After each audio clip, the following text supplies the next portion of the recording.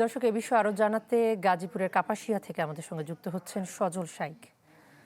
সজল, এরকম মর্মান্তিক একটি দুর্ঘটনা আমরা বিভিন্ন সামাজিক মাধ্যমে যে ছবি ছড়িয়ে পড়েছে সেখানে দেখতে পেরেছি যে একটু ভিন্ন ধরনের ভাবেই এই যে হত্যাকাণ্ডগুলো হয়েছে সেগুলোকে উপস্থাপন করা হয়েছে। ফোরকান মিয়াকে, যদিও গৃহকর্তা ফোরকান মিয়াকে সন্দেহভাজন ধারণা করা হচ্ছে, পুরো ঘটনার পেছনে আসলে কারণ কিছু জানতে পারা গেছে কিনা এবং তাকে গ্রেপ্তারের অগ্রগতিটাও জানতে চাই।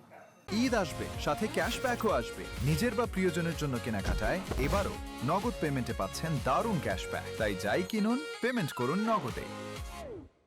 কণা, আজকের যে একটি মর্মান্তিক ঘটনা, এটি জানেন যে শুধু গাজীপুর নয়, সারা বাংলাদেশকেই, মানুষকেই কিন্তু নাড়া দিয়েছে।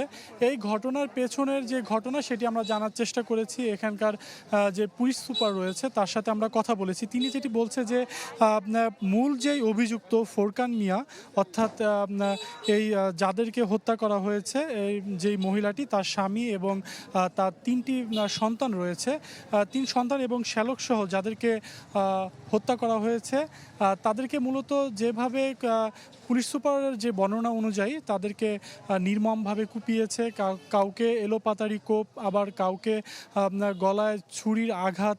অর্থাৎ বলা যায় যে পুরো ঘটনাটি বেশ সময় নিয়েই কিন্তু সংঘটিত করেছে। এবং পুলিশ সুপার আরও যে বিষয়টি জানিয়েছে যে এখানে তার লাশের পাশে তারা বেশ কিছু চিরকুট দেখতে পেয়েছে এবং সেই চিরকুটের যেই ভাষা ছিল, চিরকুটের যে লেখনী ছিল, সেটির ওপর ভিত্তি করে পুলিশ প্রাথমিকভাবে ধারণা করছে যে এই যে হত্যাকাণ্ড, এখানে পরকীয়ার একটি কথা রয়ে যাচ্ছে এবং তাছাড়া আর্থিকভাবেও কিছু লেনদেন হয়েছিল সেটিরও কিন্তু অভিযোগ করছে। অর্থাৎ অপরদিকে কিন্তু যে নিহত হয়েছে সেই নিহতদের পরিবারের পক্ষ থেকে কিন্তু বলা হচ্ছে যে যিনি হত্যা করেছেন, যে অভিযুক্ত, তার বিরুদ্ধে যে সে টাকা চেয়েছিল। এই মূলত এই বাসাটি এবং এই বাসার আসলে 2টি ফ্ল্যাট রয়েছে। ডান পাশের যেই ফ্ল্যাটটি, সেই ফ্ল্যাটে আসলে সেই ফ্ল্যাটেই মূলত তাদেরকে হত্যা করা হয়েছে। এই ঘটনায় আসলে শুধু পুলিশ প্রশাসন সবাই কিন্তু নড়ে চড়ে বসেছে এবং পুলিশ আমাদেরকে যে বিষয়টি জানিয়েছে যে আসামি যে মূল অভিযুক্ত ফোরকান, তাকে ধরার জন্য পুলিশ কিন্তু সর্বাত্মক চেষ্টা করছে। এবং কারণ আমি আরেকটি তথ্য দিয়ে রাখি যে এই ঘটনায় কিন্তু সন্দেহভাজন 2 জনকে আটক করা হয়েছে, তাদেরকে ব্যাপক জিজ্ঞাসাবাদ করা হবে। এবং এই মুহূর্তে আমরা দেখলাম যে পুলিশ ফোনের যে রেকর্ড রয়েছে, সিডিআর, সেটিও কিন্তু সংগ্রহ করেছে।